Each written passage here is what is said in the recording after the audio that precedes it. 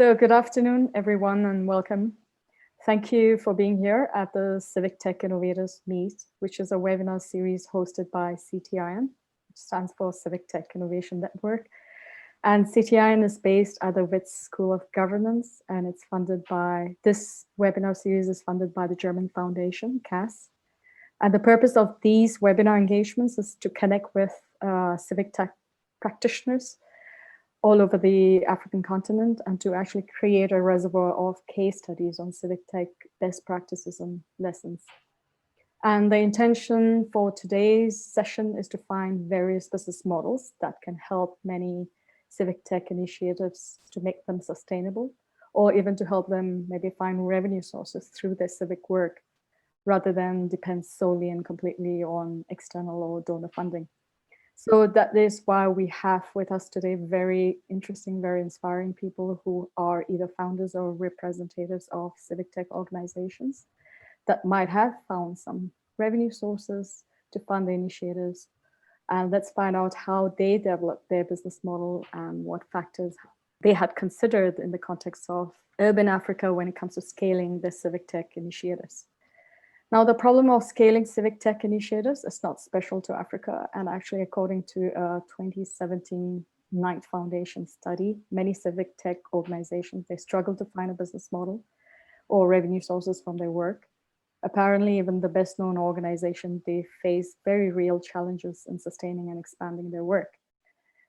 And today for this session, we have with us Nelson. He's from Nigeria. He's a human rights lawyer, entrepreneur, and he's founder of Gavel, a civic tech initiative that was founded in 2017. And Wikipedia informed us that he loves movies and video games. And Luther is from Liberia, and he's a 2019 Obama Foundation African leader. He is director of iCampus, which is Liberia's first shared innovation and co-working and community space that focuses on at the intersection of technology, accountability, and social change in Liberia. And we also have with us Charles. He's also from Nigeria. He's from Nigeria, and he's director of Take Actions, which is a web platform built to mobilize and reward civic actions that contribute in removing and improving access to quality education in Africa, starting in Nigeria. So the first question goes to Nelson. So please tell us a little bit about your organization, why you started it, and what kind of business model, or what is your earned revenue source from your civic tech initiative. Good evening from Nigeria. So I'm Nelson, and I run Citizen Gavel. Gavel was founded in 2017 in response to the huge legal problems we have. In 2018 alone, Nigeria had 24 million legal problems because we are the most populous in Africa, close to 200 million people. And you can imagine the number of legal problems that would arise from the population of 200 million people. Our waiting trial is also one of the highest in Africa. At present, is close to 70%.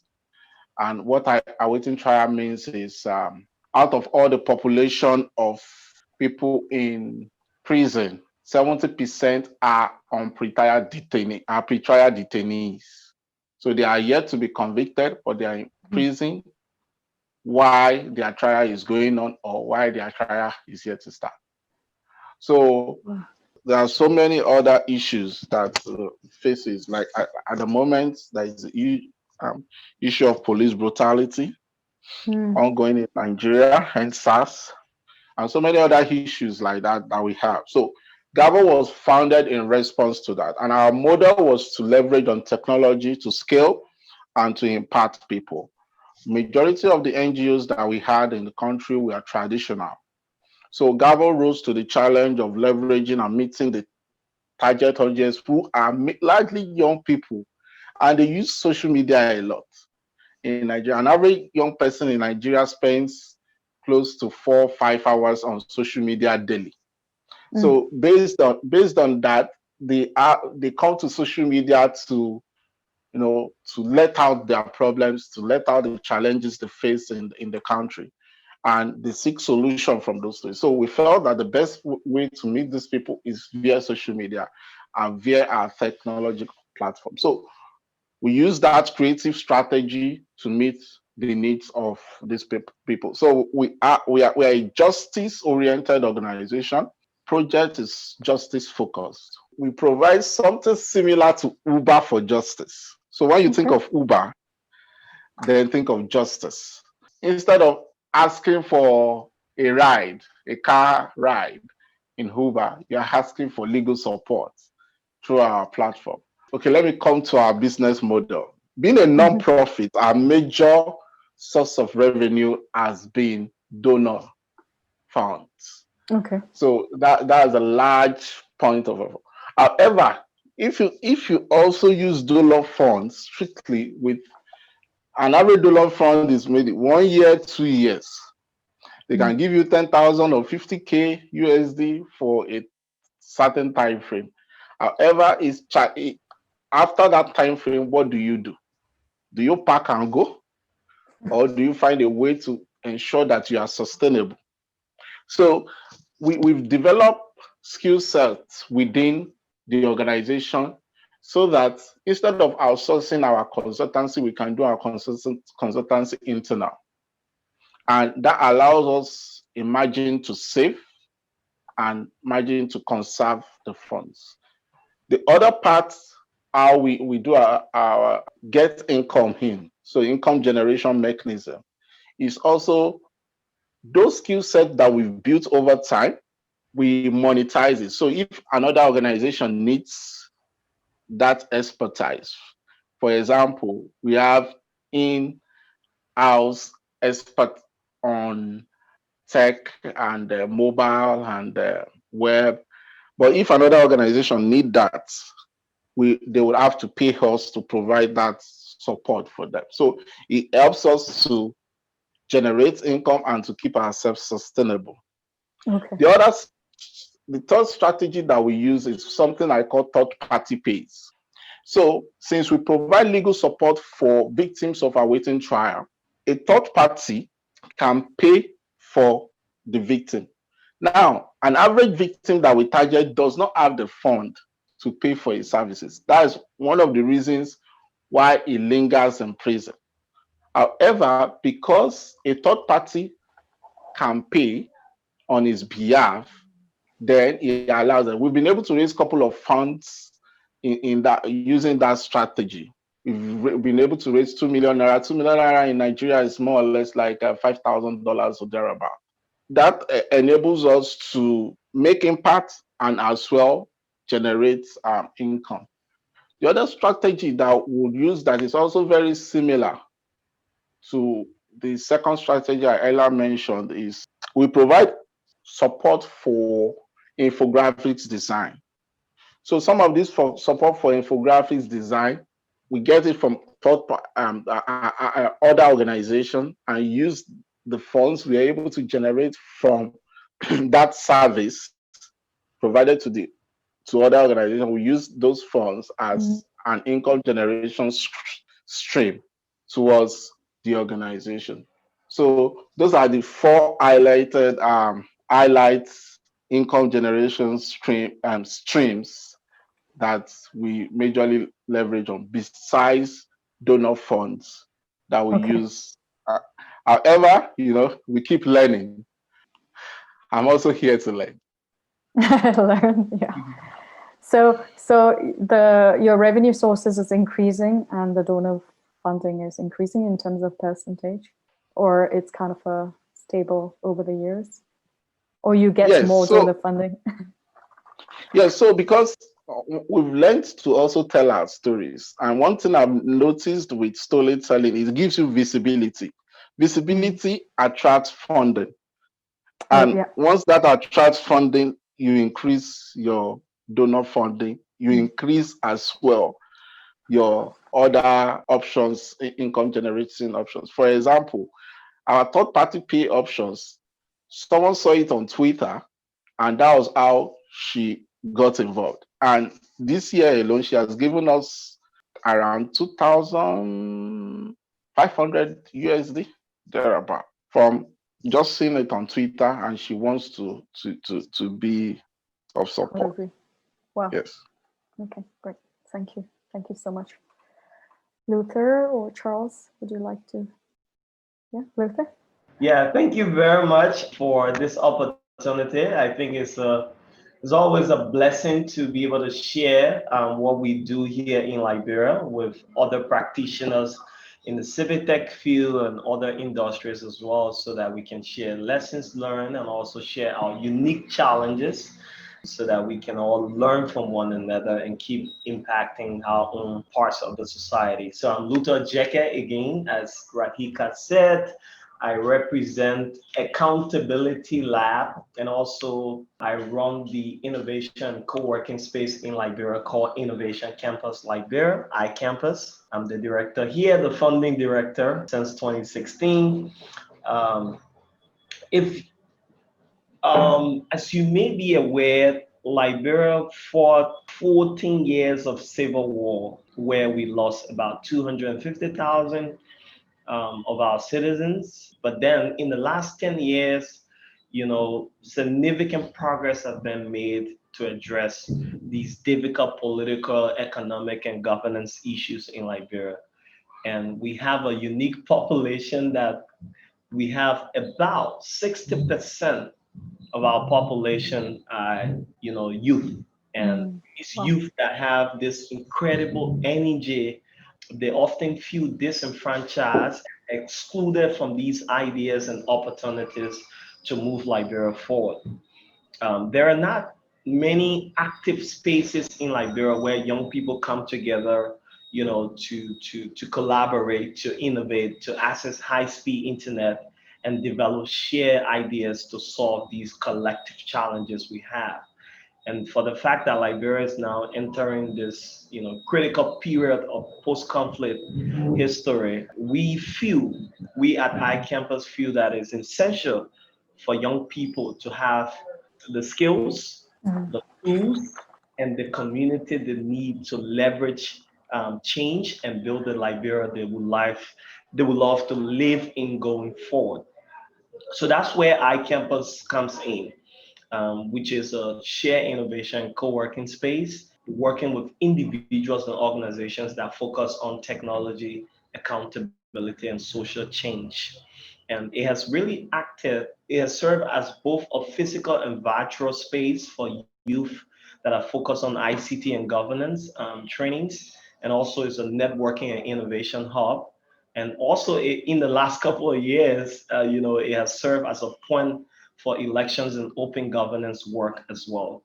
So there are four key themes we focus on at iCampus. Number one, knowledge, kind of providing access to computer labs and online and offline courses and trainings, so that digital journalism to civic participation, really acting as a hub for visiting practitioner, researchers, and experts to come and do their work from here. The second thing we focus on is community through these affordable share co-working spaces, the public events we host, providing that safe and accessible location in the heart of Monrovia for offline networks and also campaigns across Liberia to really reach marginalized groups.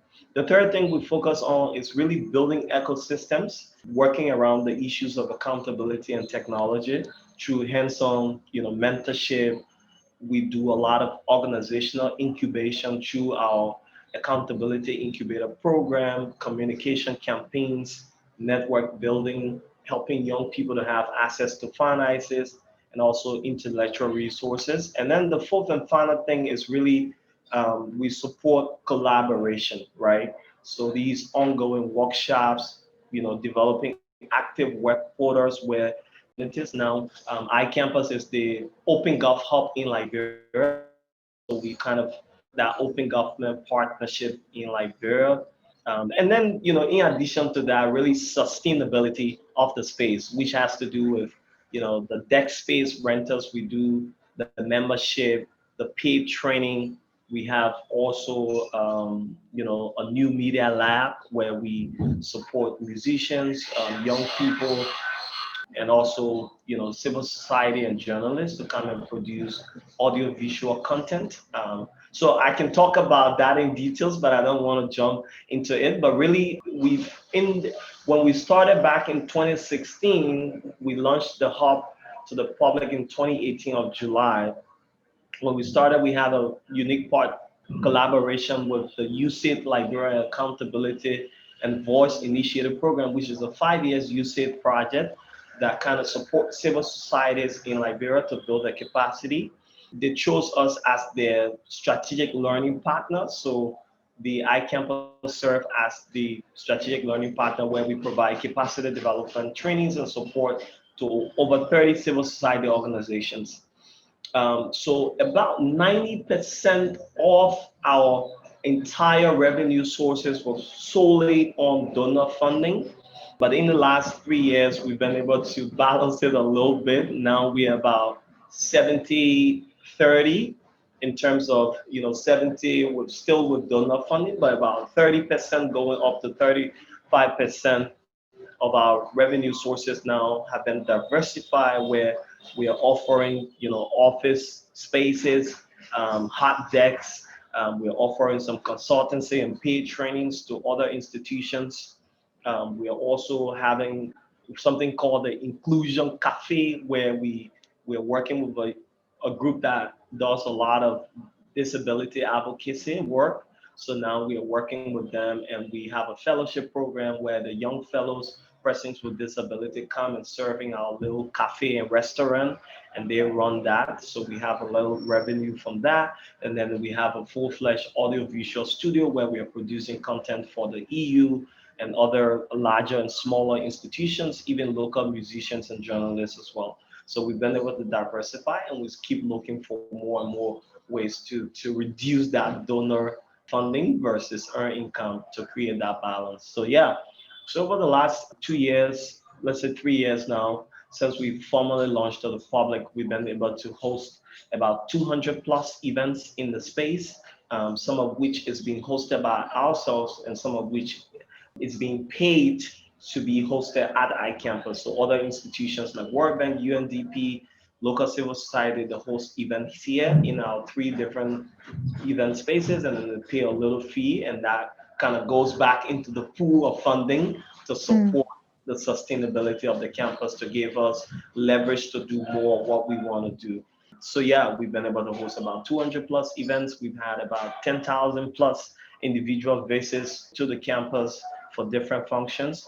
And yeah, but the COVID-19 has slowed us down a little bit since March because of the lockdown, the curfew, and other restrictions that were placed. So we had a serious drop in our revenue in terms of people that were coming to the space to rent, so do other things within the space in terms of the revenue. But yeah, we are hoping, as the year winds down, we can be able to steadily pick up from next year. Thank you. Great, thanks so much. And there's a comment actually from Moses who says iCampus is a safe haven for us startups. They provide a code workspace, and he is a beneficiary of one of the startups, Monitor Media Group or something. I just wanted to know if you could give an example of the accountability. You could provide a little example of how you're driving accountability. So because Accountability Lab Liberia is one of our co-managing partners. Okay. So we have, for example, an incubator program, which is called the Accountability Incubator Program.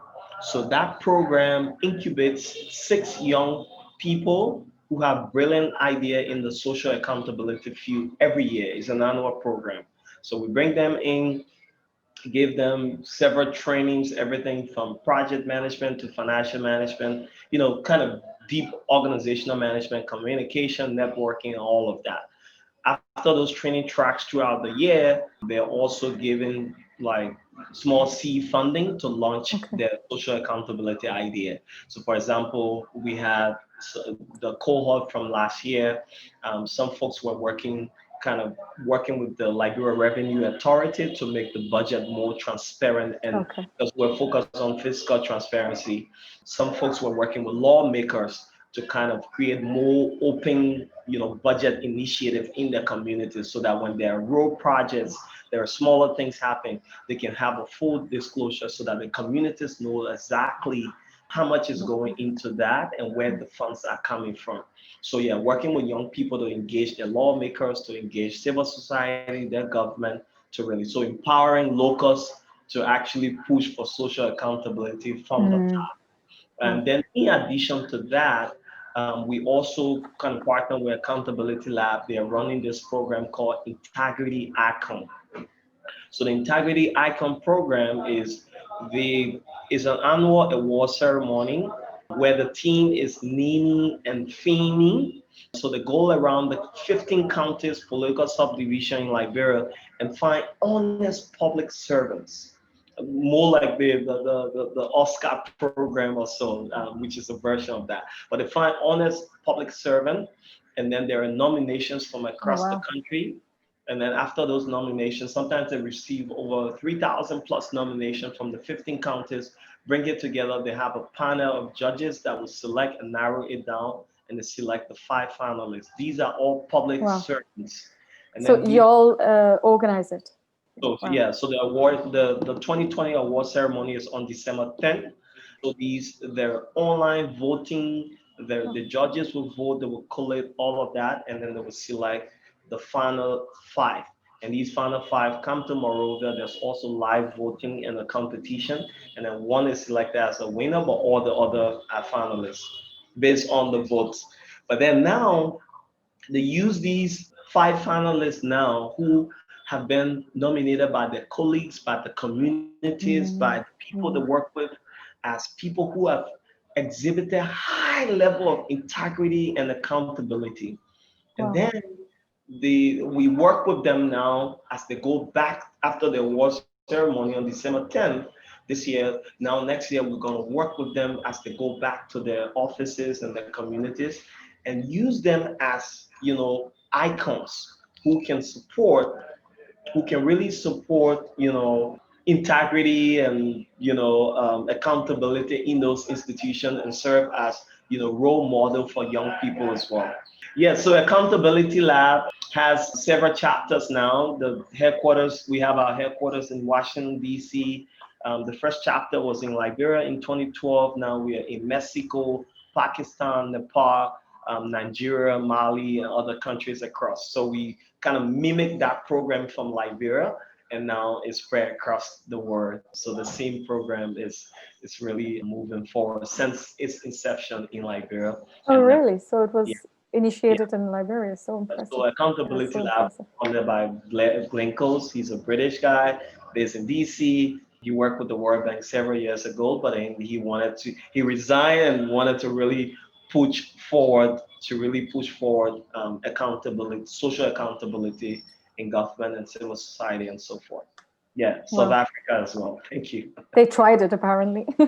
Yeah, yeah. So Okay. separate programs, smaller campaigns. We use music as well. For example, there's a program called Rap to Rap where we bring in young people who have the talent to sing, and then there's a competition. They're selected every year. We have a team, like we have peaceful elections. We have natural resource management, different teams where young people create music, and then Liberia is a very kind of danceable society, so we create music and then use that music to promote social change. We also do short Wow.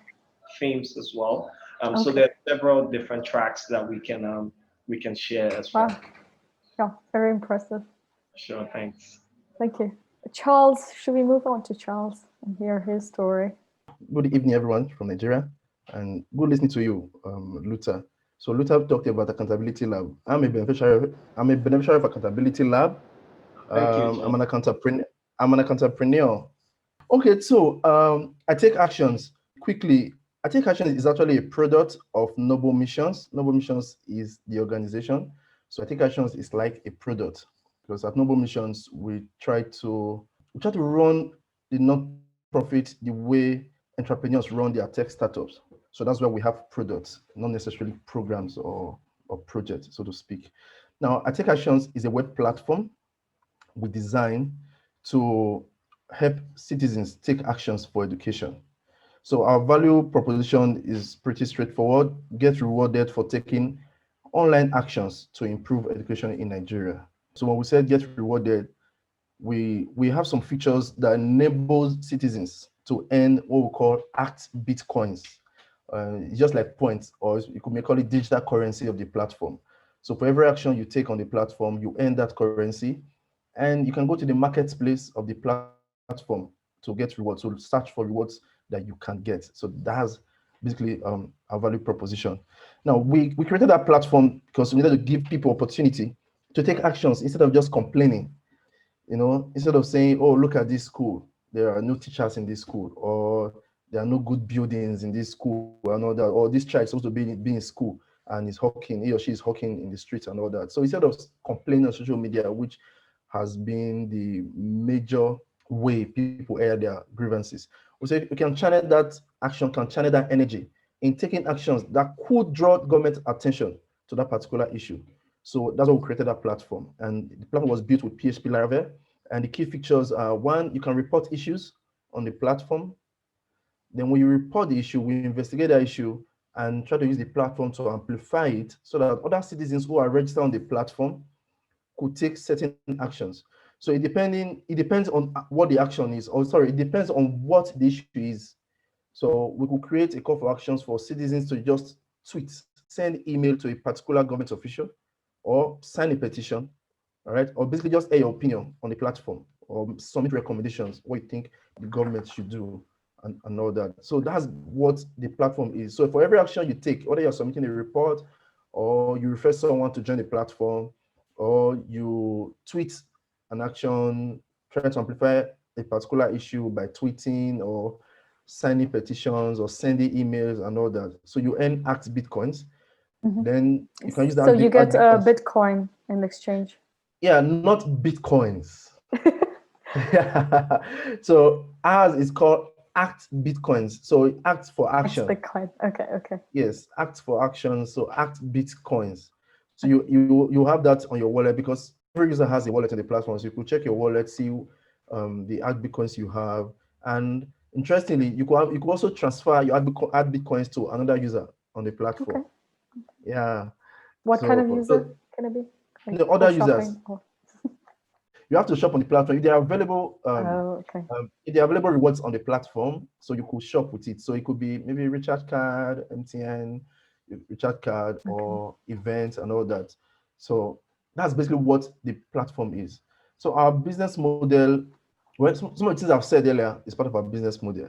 Other things we have in our business model is, one, strategic partnership, because we know that it will not be easy for us to go around the entire country or the 774 local government in the country to get people to submit reports and all that. So we try to partner with other organizations that we can get information from, like Tracker, for example. Tracker tracks government spendings, especially by the legislature in various local governments. So we try to get information from them and few other organizations to be able to raise awareness about those issues, amplify those issues.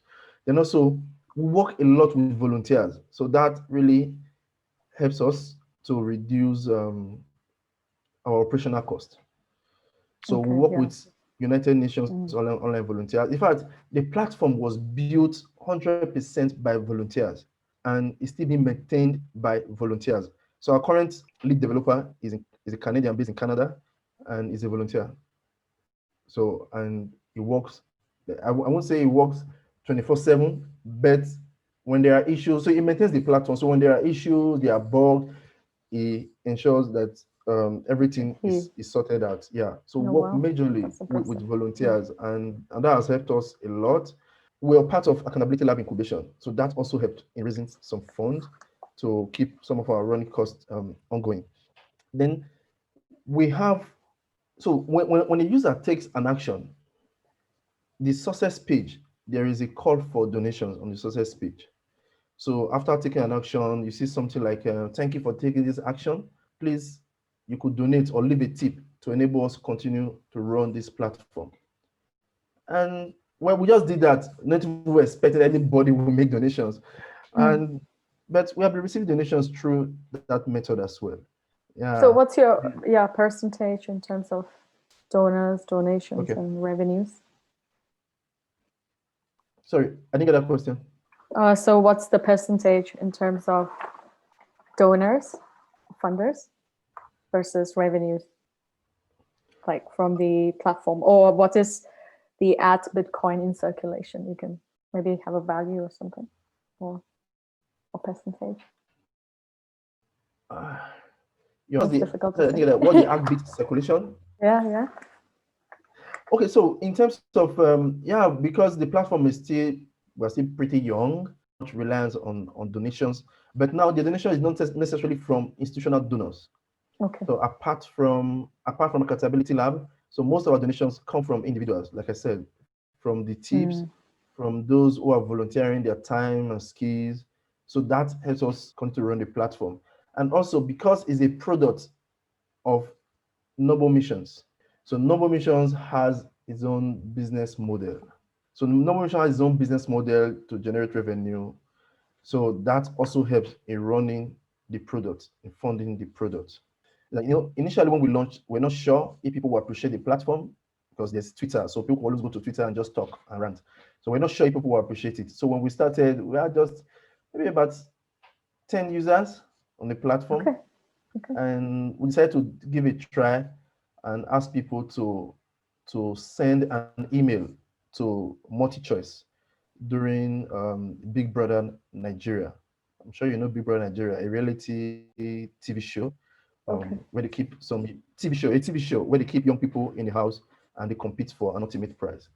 So we saw that there was so much complaint about that program that it doesn't promote good causes.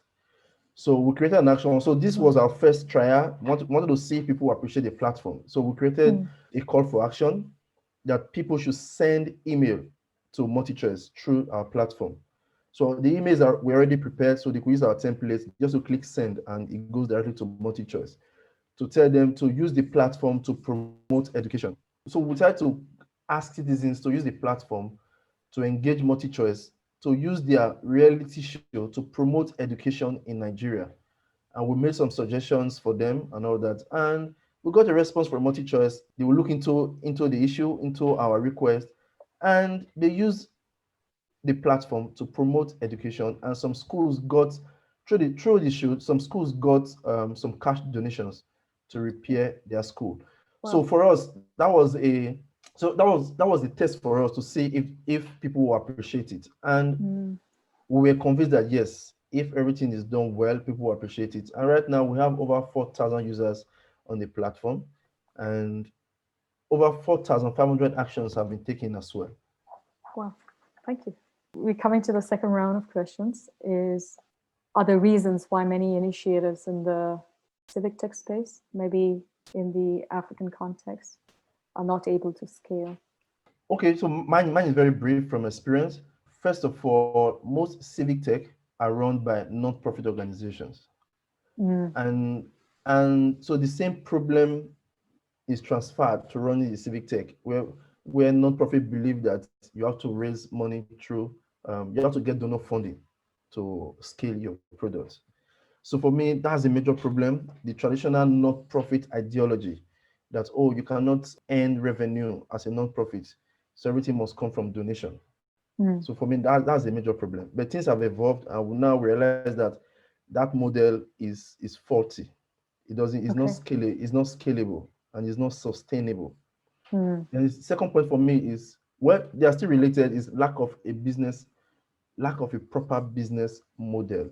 And we know that when you say business model goes beyond your revenue generation.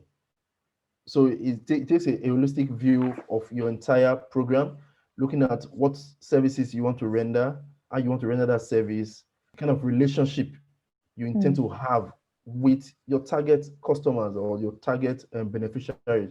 Then also how you're able to generate revenue to cover your cost of running those services. But most times, as non-profits, we don't think that way. So those in the business world think that way. That's why they could generate revenue to sustain their businesses. So for me, those are my 2 key points. Thank you so much. Luther, what are the reasons why many initiatives in the civic tech space, especially in the urban African context, they're not able to scale? Sure. So there are several or countless reasons we can point out, but I'll try to list a few. Number one has to do with we don't have a conducive enabling environment in Africa specifically. What do I mean by that? For civic tech to scale, you have to look at that environment in which they exist. Basically, there are a lot of countries in Africa where you have shrinking spaces, shrinking democratic spaces.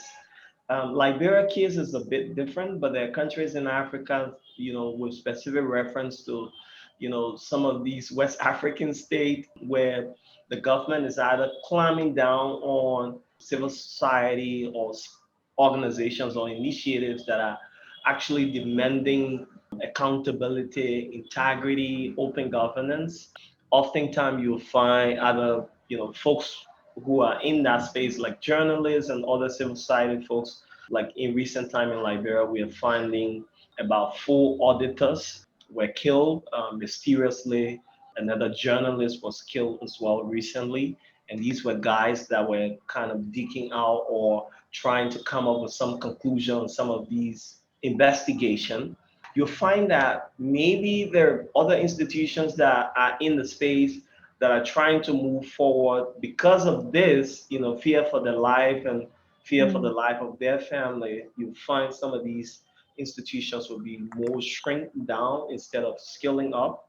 Also, with the work in the civic space, you have to get a buy-in, right? Because you can talk all you want to, but if you don't have a good buy-in or penetration in terms of the government receptiveness towards some of these tech, civic tech initiatives, you'll find that, if you develop content, you develop content or you produce programs that are there to encourage the government to be more responsible or more responsive to their citizens, and also helping the citizens to hold their government accountable. If you don't have that buy-in or a way to get around the government so that you find some reception for your work to go on, you'll find out that some of these initiatives will die natural death. So, like what I say, one of the greatest challenges is really creating that enabling environment where these initiatives can be able to scale. Another thing I would talk about is trust. In Africa, sometimes the loudest voices are what people tend to believe. So in a case such as Liberia will be the government. The government has all of the resources. They can even buy the media, to kind of propagate or send out their messages. So the more the government has control of the resources and everything else, it's easy for them to be that voice that most citizens would trust. If you are coming in as a civic tech practitioner or a civil society person and you're trying to, counter react or trying to send out certain messages that will show that, yes, maybe the government is not doing certain things right, the government needs to do these things, and this is how things should be done within, equally distributing wealth and making sure the citizens have what they want. There needs to be a balance where people learn to trust these civic tech practitioners that whatever they're saying, is in line with international best practices, and that's what the government should do, for example, or that's what big actors within the society should do. But if you don't have that buy-in from the citizens to trust the work you do, it creates that scenario where what's the essence of why I'm doing, what I'm doing? Because I'm saying stuff, I'm doing things, but then people don't believe me and so forth. So really, I think one of the critical pieces is to create that trust so that people trust what you're saying, people trust what you're doing. And then finally, just to wrap up on this, I'll say the last thing is the infrastructure. With Liberia, we have less than 10% of the population that have access to electricity. Less than 6% have access to pipe-borne water. Less than 10% have access to stable and reliable internet connection. Um, now with the 21st century, you see the proliferation of the internet, the social media and other means through where, civic tech initiatives or civil society can really track. But if you have less than 10% of the population really online, it creates that barrier so that that's why we encourage the people we work with in Liberia to use sometimes low tech means, low tech initiatives so that, we can use the radio, we can use town hall meetings, we can use, some low tech billboards and all of that. We can use music, we can use short films where we take it to the villages and be able to send out these messages because once we know already the infrastructure is not there to really support the tech component of civic engagement, civic participation, how can we use low tech means as well? So yeah, the enabling environment, the trust, and the infrastructure are those three things I'll kind of mention that kind of serve currently as a barrier, especially in Liberia, to really skilling up these civic tech initiatives we have here. Thank you. Thank you so much for sharing. Also, we wanted to ask you, what are the reasons, according to you, why many civic tech initiatives, especially in the urban African context, they're not able to scale? Number one, I think from my experience, one fundamental thing is leadership. I think you have to, from day one, you have to plan and strategize in such a way that you are built to scale. Speaking from what we've done, from day one, we created a network of lawyers across 24 states in Nigeria. Nigeria is made up of 36 states plus federal capital territory, making 37. So we created a network of lawyers across the 27 states. We created a rapid response team in strategic locations across three major areas where we have the most complaints from. So that helped us to quickly scale up and respond to issue. So in terms of structure of your organization, you have to build that in from day one. The other challenge is, of course, like the other speakers said, government intervention and restrictions and clampdown. That has also been an issue. For example, during these NSAS protests in Nigeria, we've had to be very careful with our work, especially because government have been looking for ways to clamp down on promoters of the movement of NSAS. They've also, anybody that is one way or the other linked to that movement is being targeted by government agencies. So that is the second area where I feel it could be challenging. The third area is also, of course, funding. Funding is the big elephant because if you don't have funds to make all the necessary structures in place, is also an issue in terms of scaling up to other states. The fourth issue is majority of NGOs are traditional. They have to employ technology to scale. If you stay being traditional, it's very difficult for you to reach larger audience. In our office, we probably can only reach maybe a given number in a month. But through our online platforms, we reach far more numbers in a month. And when COVID-19 came, it was even very difficult for us to meet with people because there were curfew, even for your own personal safety, you have to take extra care. So you had no choice to meet people via Zoom calls, via Google Meets, have exchange of email and phone calls and WhatsApp video as well. So we had to utilize all mechanisms, to scale up and reach out to people. So technology is a key way, and it should really be deployed in the scale up process. And all traditional NGOs need to find a way to pilot their technology, to pivot into a technology, a civic tech organization. So I think those are my thoughts for now. Great, thank you so much.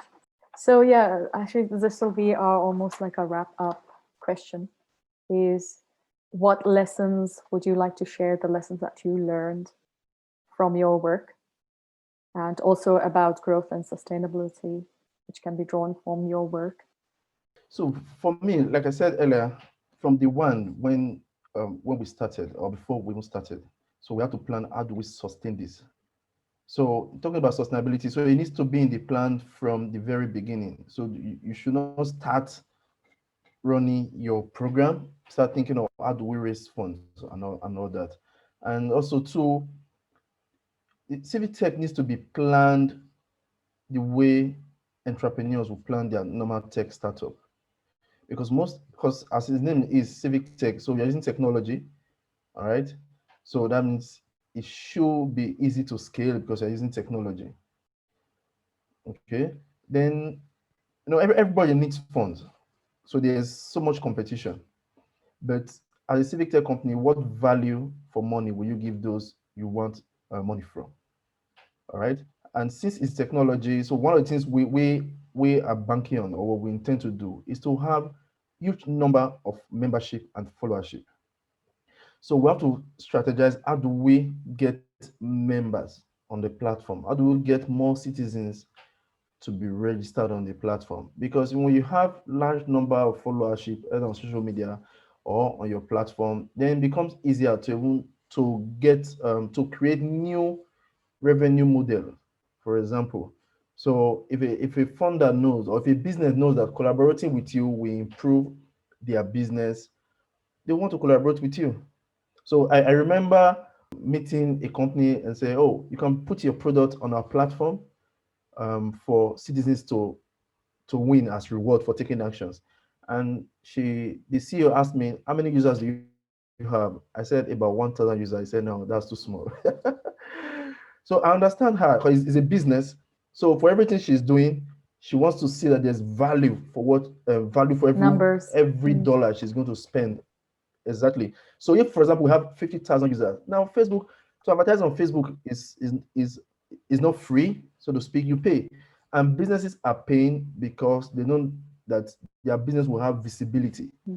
So as a civic tech, we can also do that. We can give visibility to businesses so we can earn revenue. So, and that's exactly what we intend to do. So we try to grow our numbers as fast as possible and as huge as possible, so that we'll be able to attract partnership even with businesses, and not just funders and NGO partners, so to speak. I think because of time. Great.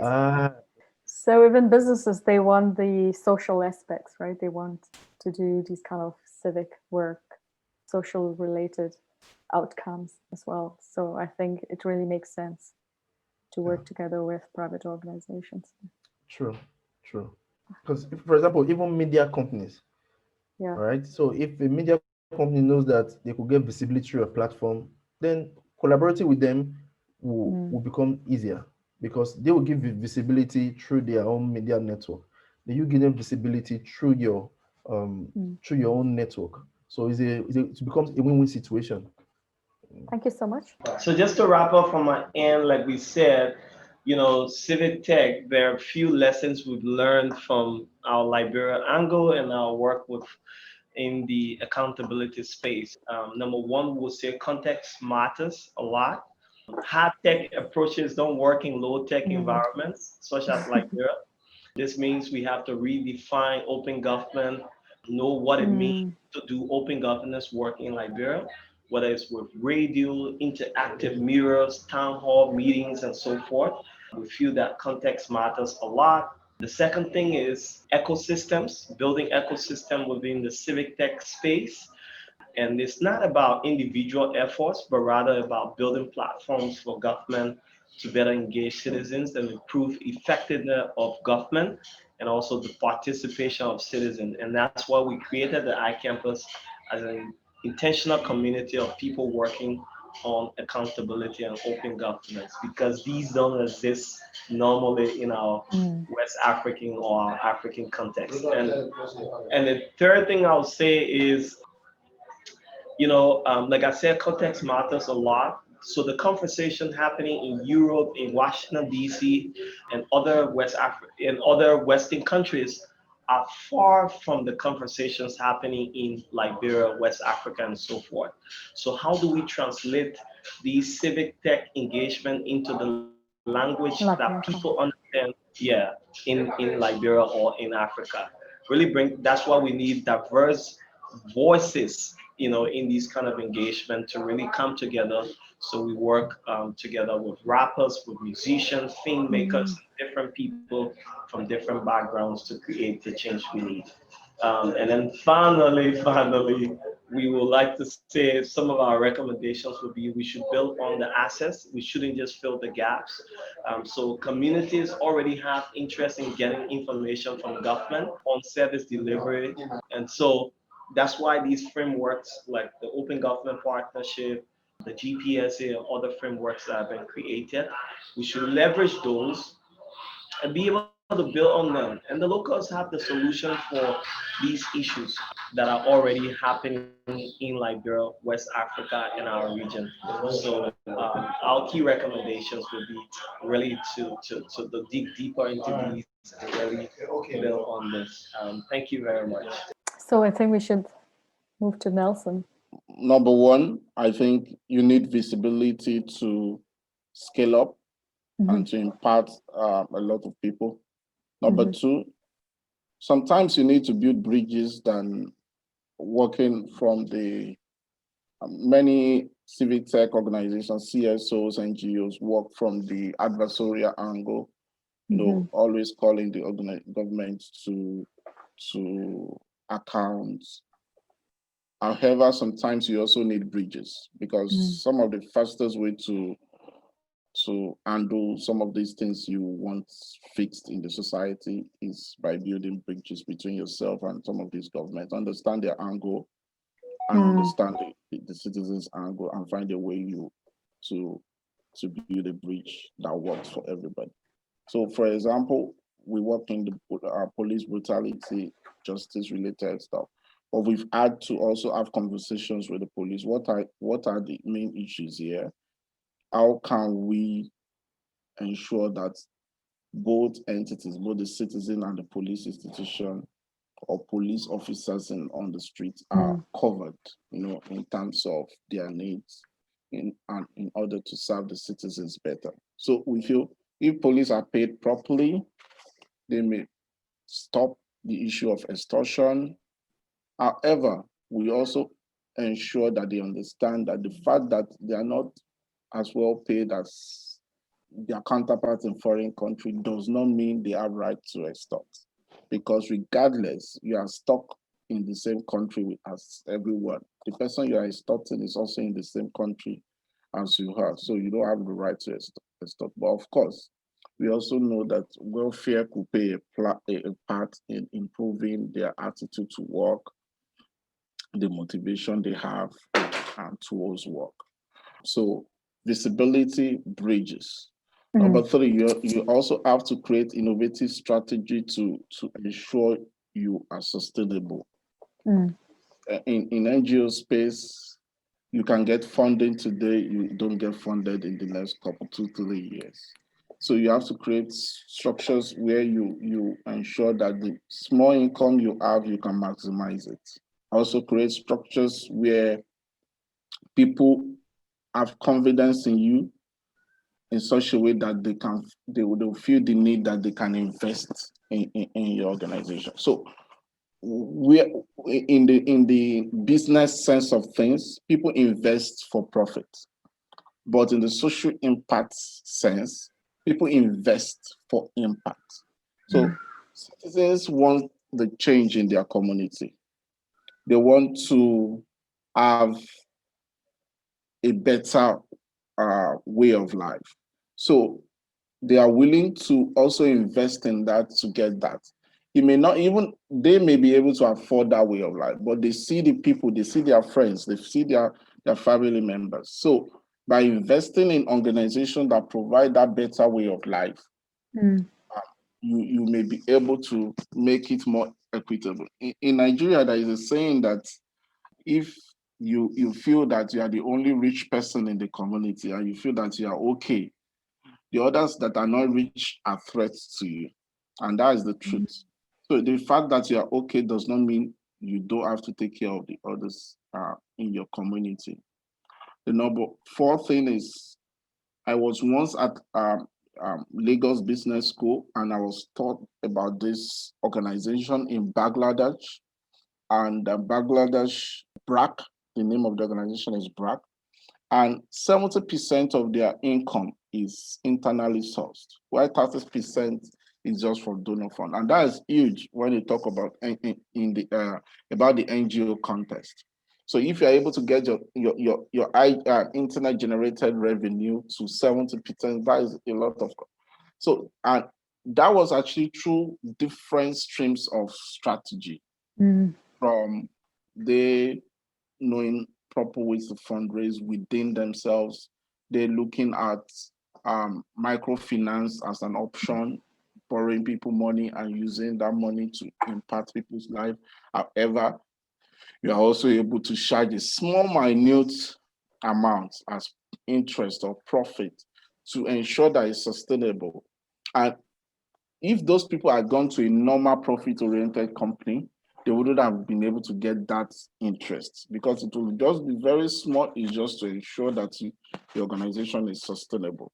And we've been trying to also employ that in some of our activities. At the point we started conversation with government in Nigeria in providing some services, and we're to just charge a certain minute amount over those services to ensure that, of course, those services can be sustained. It's not that it's 3 years donor funded project. After 3 years, the whole thing's in comatose, which we often find in the NGO space, but something that it keeps sustaining itself.